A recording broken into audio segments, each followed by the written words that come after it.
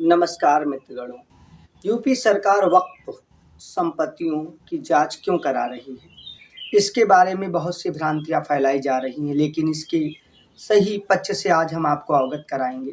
उत्तर प्रदेश सरकार ने वक्फ बोर्ड की सारी संपत्तियों की जांच कराने का फैसला किया है और 33 साल पुराने कानून को भी संशोधित कर दिया है। अल्पसंख्यक कल्याण विभाग ने राज्य में सभी जिलों के कमिश्नर और जिलाधिकारियों को जांच करने के लिए निर्देश दिए हैं। ये लोगों के हित में है और जो जमीन जिसके नाम है उसके आधिकारिक लेखा खतौनियों पर चढ़ जाएं और पुष्टि हो जाए, इससे अच्छा क्या हो सकता है। लेकिन कुछ लोग अलग अलग भ्रांतियां फैला रहे हैं।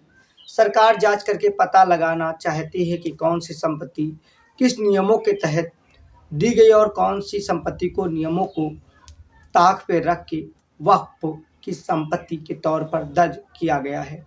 वक्फ संपत्ति का मतलब होता है खुदा यानी अल्लाह की संपत्ति।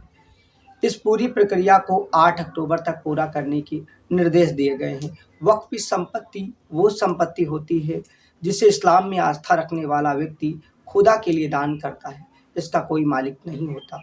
बताया जा रहा है कि इसके जरिए साल 1989 में आए एक आदेश के तहत दर्ज की गई संपत्तियों के निरीक्षण यानी परीक्षण की बात की जाएगी और 33 साल पहले राजस्व विभाग की ओर से जारी इस आदेश में कहा गया था कि राजस्व अभिलेखों में वक्फ की संपत्तियां ज़्यादातर ऊसर, बांगर और भीट के रूप में दर्ज की गई हैं। इन्हें क्या नियमों के तहत दर्ज किया गया है या फिर इस्लाम में आस्था रखने वाले व्यक्ति ने खुदा के नाम पर दान किया है या किसी इलीगल तरीके से संपत्ति घोषित किया गया है। अगर ये वास्तव में वक्फ की संपत्तियां हैं तो इन्हें जिन रूपों में इस्तेमाल किया जा रहा है, मतलब कब्रिस्तान, ईदगाह, मस्जिद या धार्मिक काम के लिए, उन्हें ऐसी संपत्ति के तौर पर कलमबंद यानी कागज में दर्ज कर दिया जाए। इस आदेश में यह भी कहा गया है कि इन रूपों में संपत्तियों को दर्ज करके उनका सीमांकन किया जाए कि कोई नियमों को ताक पे रख के इन संपत्तियों पे अवैध कब्जा करके तो नहीं बैठ गया है या कोई मिसयूज तो नहीं कर रहा है, क्योंकि ईश्वर की संपत्ति पर ईश्वर का अधिकार होता है। इससे किसी को बेचा नहीं जा सकता। इसमें सुप्रीम कोर्ट की गाइडलाइन की भी बात आती है जिसने आदेश दिया था। राज्य सरकार का कहना है यह आदेश राजस्व कानूनों के अलावा वक्फ अधिनियम के खिलाफ है, इसलिए शासन आदेश को रद्द कर दिया गया है। इस आदेश को आधार मानकर राज्य में बहुत सी ऐसी संपत्तियां जो राजस्व अभिलेखों यानी रिकॉर्ड में बांगर या ऊसर, बांगर आदि के रूप में दर्ज की गई थी, उन्हें वक्फ की संपत्तियां किस तौर पर बनाया गया, क्या सही तौर पर दर्ज किया गया है या अलग तरीके से। ऐसा नहीं किसी कमजोर व्यक्ति को सताने के लिए किया गया, क्योंकि हर जगह पर अराजक तत्व हैं, किसी की दुश्मनी की भावना, किसी की क्या। सरकार अब ऐसी संपत्तियों की जांच कराना चाहती है जो नियमों के विरुद्ध है, उन पर कार्रवाई की जरूरत है। इससे पहले राज्य सरकार ने गैर मान्यता प्राप्त मदरसों के सर्वेक्षण का आदेश जारी किया था, जो अभी जारी है। और सर्वेक्षण होना जरूरी है कि कहीं कोई अनैतिक गतिविधि तो नहीं चल रही। अगर चल रही है कोई गतिविधि तो सही हो, सबको शिक्षित करे। अगर सही फंड जारी हो रहा है तो कोई उसका मिसयूज करके नुकसान ना पहुंचाए। हर चीज के एक नियम कायदे में बंधे होने से अच्छा फर्क पड़ता है। यूपी सरकार में अल्पसंख्यक कल्याण मंत्री धर्मपाल सिंह का कहना है कि वक्फ संपत्तियां खुदा की संपत्तियां होती हैं। इस पर कब्जा करने का अधिकार किसी को नहीं होता है, वो कोई भी क्यों ना हो। जो एक बार खुदा की हो गई वो खुदा की ही संपत्तियां रहती है। उन्होंने साफ तौर पे अवगत कराया है कि सरकार ने अपनी मंशा में सर्वेक्षण शुरू कराया है, उसके पीछे अच्छा मकसद है। वक्फ संपत्तियों के पहचान कर कार्रवाई के आदेश दिए गए हैं। वक्फ संपत्ति का असली मालिक जो है, ये संपत्ति उसी की होनी चाहिए, यानी खुदा के नाम अगर किसी ने आस्था में दान दिया है तो कोई उनकी आस्था को ठेस पहुंचाते हुए उसका मिसयूज न करे।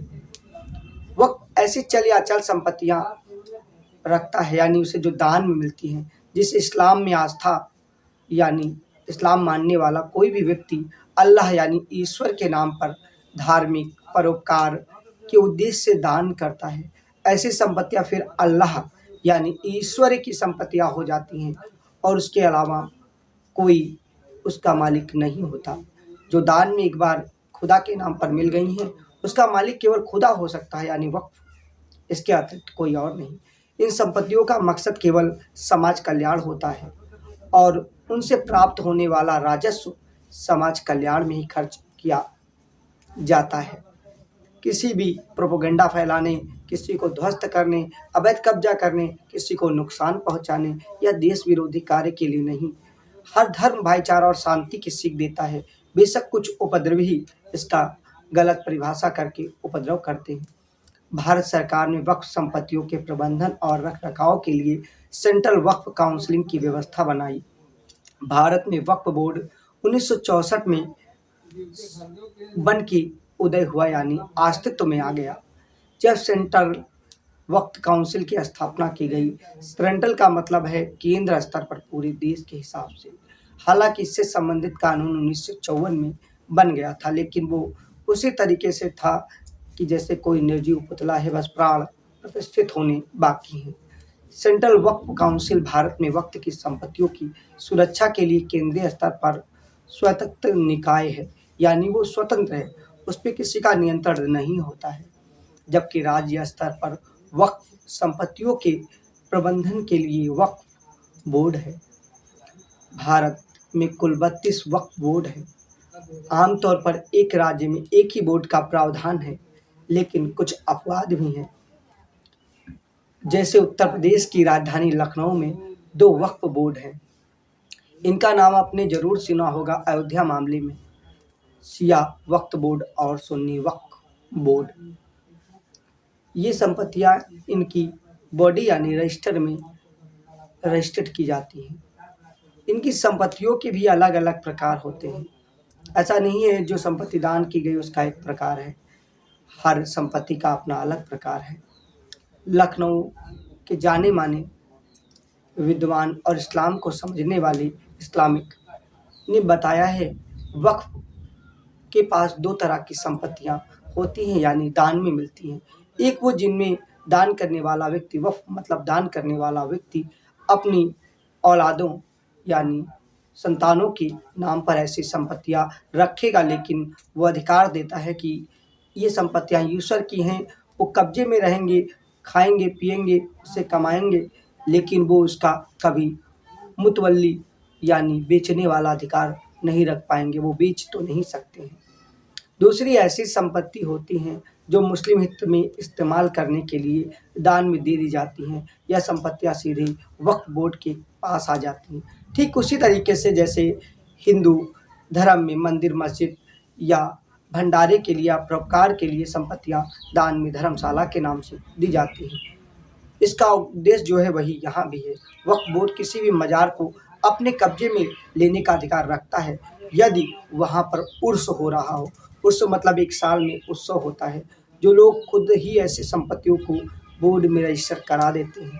दरअसल वक्फ की प्रॉपर्टी कोई बेच नहीं सकता है, लेकिन इनका जगह जगह पर ऐसे दुरुपयोग करने का मामला आया है जो सस्ते दामों में बेच के उपयोग किया जा रहा है, इस तरह से कि संपत्तियों की वक्फ की ही रहेंगी।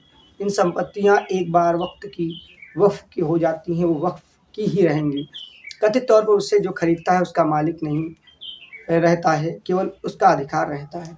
इसी तरह की संपत्तियों की जांच की जा रही है और होनी भी चाहिए। खुदा के नाम पे मिली संपत्ति को कोई अपनी बाप की बकौती समझ के उसका मिसयूज करे तो उस पर कार्रवाई तो बनती है। इसका खुल के स्वागत करना चाहिए।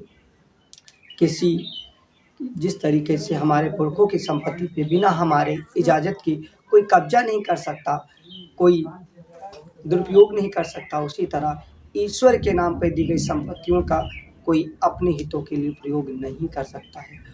और जब ईश्वर के लिए है तो उसके बोर्ड के तो अनियंत्रित अधिकारी भी कुछ नहीं कर सकते। 1998 में दिए गए सुप्रीम कोर्ट के फैसले में कहा गया है, जो संपत्ति एक बार वक्फ हो जाती है वो हमेशा वक्फ की ही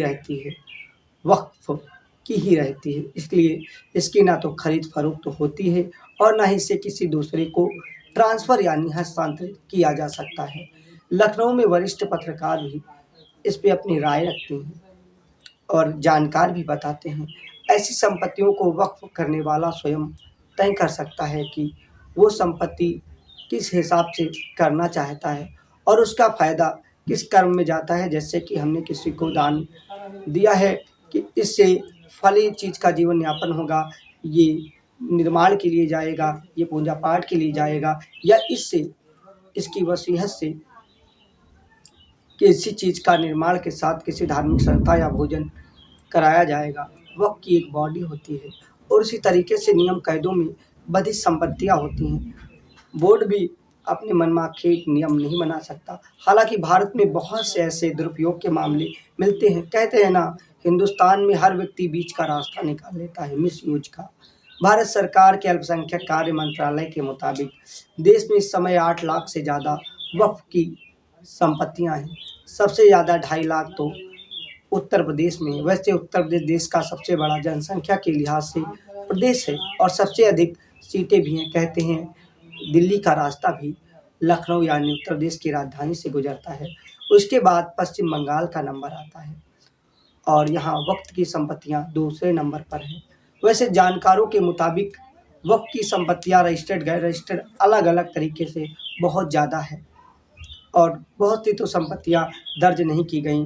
कुछ को अनैतिक तरीके से कब्जे में भी लिया जाता है। रेलवे और सेना के बाद भारत में सबसे अधिक से ज़मीन वक्फ के बाद ही वक्फ बोर्ड का काम अपनी संपत्तियों का रख रखाव करना होता है। जैसे उनमें कब्रिस्तान, मज़ार और दान की गई अन्य ज़मीनें आती हैं। कहीं कहीं उसका निर्माण करके उसके पैसे से धार्मिक संसाधनों के खर्च भी चलाए जाते हैं। इसके अलावा वक्फ की गई संपत्तियों को रजिस्टर किया जाता है। कौन सा व्यक्ति किस धार्मिक उद्देश्य से इसे अपने में दान करता है। धार्मिक सामाजिक कार्यों के लिए अक्सर ऐसी संपत्तियों का दान का मामला आता है। कहीं कहीं विवादित संपत्तियों का भी आता है, लेकिन मिसयूज करते हुए बहुत जगह पर तमिलनाडु के चिरुपल्ली गांव की तरह पूरे गांव पे ही वक्फ की संपत्तियों का दावा ठोकना हास्यास्पद है। क्योंकि 1400 साल पुराने मजहब में 1500 साल पुराना मंदिर पे दावा ठोकना किसी भी लिहाज से सोचिएगा, सोच समझ कर कुछ करना चाहिए था। लेकिन एक हिंदू बहुल गांव किस तरीके से वक्फ की संपत्ति हो गई, इसके कानून भी बड़े पेचीदे हैं। इस पे भी सुप्रीम कोर्ट के वरिष्ठ वकील भी बताते हैं कि इसके अलग अलग प्रावधान हैं। इसमें चोर भी वक्फ बोर्ड है, सिपाही भी है और सुनेगा भी, दरोगा की भूमिका भी निभाएगा। यानी कोई अगर एक बार इसके इतने असीमित अधिकार हैं, यानी मिल गए हैं 1995 संशोधन के द्वारा, कोई भी एक बार वक्फ की संपत्ति के दायरे में आ गया, यानी वक्फ ने उस पर अवैध कब्जा करके बता दिया कि ये मेरी संपत्ति है, तो वक्फ को कुछ नहीं करना होता है। करना होता है सामने वाले को कि ये संपत्ति वक्फ की नहीं, इसका असली मालिक मैं हूँ। और ये पेश करना हमें स्थानीय अदालत में नहीं, न्याय व्यवस्था के आगे नहीं, उसी वक्फ के बोर्ड के सामने पेश होना होगा। और दुर्भाग्यपूर्ण है, भारत जैसे सेकुलर यानी धर्मनिरपेक्ष राष्ट्र में जिसका कोई धर्म नहीं होता, वहाँ पे इसकी बनाने की प्रणाली भी अजीब है। यहाँ पे एक आईएएस होगा, एक अधिकारी होगा, एक विधायक, सांसद होगा और 5 मेंबर होंगे, सभी इस्लामिक होंगे, एक रिसर्चर होगा और वही दावा बताएंगे संपत्ति वक्फ की है, वही फैसला करेंगे, वही जांच करेंगे, वही संतुष्ट करेंगे। यहाँ पे निष्पक्षता की बात कहाँ पे रह जाती है। सोचने और जानने की ज़रूरत है। जल्द से जल्द किसी भी कुरीति को हटाने की ज़रूरत, ताकि माहौल ना बिगड़े। वक्फ के प्रताड़ित भी बहुत से अपवाद स्वरूप, हम उनका नाम 1, 2, 4 होते तो बता देते। विवादित संख्याएं भी लाखों में हैं। कुछ धर्म में राजनीतिक अंश तलाशने वाले, विवाद पैदा करने वाले और ईश्वर के नाम पे लड़ाने वाले या जमीन के भूखे भेड़िए, जिनका धर्म से तो शायद नाता ना हो, लेकिन लूट खसोट की ज़मीन से नाता ज़रूर होता है। ये अपने फ़ायदे के लिए इस विवादित ज़मीन को वक्फ में शामिल करने के बाद फिर उसका मिसयूज करते हैं। ऐसे लोगों से बचने की ज़रूरत है और वक्फ की संपत्ति को अच्छी तरीके से समझने की ज़रूरत है और अगर कोई इल्लीगल तरीके से कब्ज़ा करता है तो शिकायत करने की ज़रूरत है। धार्मिक भावना चीज़ें बनी रहे, हर चीज़ में सुधार की ज़रूरत है। जिस तरीके से विधवा विवाह और सती प्रथा का अंत हुआ, उसी तरीके से जो कुरीतियाँ हों किसी भी धर्म में, धर्मनिरपेक्ष राष्ट्र में उसका अंत होना ज़रूरी है। ये समय की ज़रूरत है, तभी तो हम आधुनिक होंगे। कट्टरता माने कुछ नहीं होती है, सत्यता होनी चाहिए। हिंदुस्तान सभी का मुल्क है, सभी को एक साथ रहने की ज़रूरत है, किसी को अलग हटने की नहीं। कोई पाकिस्तान जाने की बात करता है, कोई बांग्लादेश की, ये तो भेदभाव बढ़ाने वाली लकीरें हैं। हमें धर्मनिरपेक्ष और एक अधिकार के साथ रहने की, एक होने की ज़रूरत है। जय हिंद, जय भारत माता की। अगर विचार और पुष्ट जानकारी अच्छी लगी हो तो लाइक, शेयर, सब्सक्राइब कर चैनल को सब्सक्राइब अवश्य करें। निष्पक्ष नज़रिया पे आपको ना इधर ना उधर निष्पक्ष नज़रिया मिलती रहेगी। मुद्दे के अनुसार, उसके तथ्यों के अनुसार हमारा रुख हो सकता है, लेकिन हम हमेशा निष्पक्ष रहने की ओर करते हैं। जय हिंद, जय भारत माता की।